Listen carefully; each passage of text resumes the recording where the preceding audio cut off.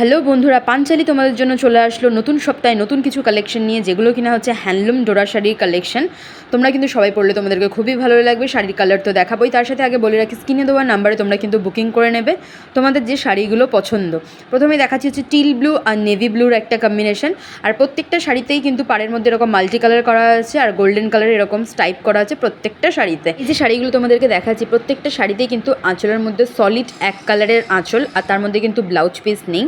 তো চলো এই শাড়িটা তোমাদেরকে আঁচলটা দেখিয়ে দিই। এই শাড়ির আঁচলটা কিন্তু হচ্ছে একদমই নেভি ব্লু কালারের আঁচল।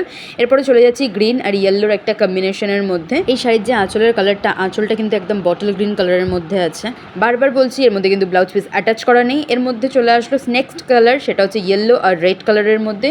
রেড কালারের হচ্ছে সলিড আঁচলটা। তারপরে চলে আসলো নেভি ব্লু আর মায়া ব্লুর মধ্যে একটা কম্বিনেশন।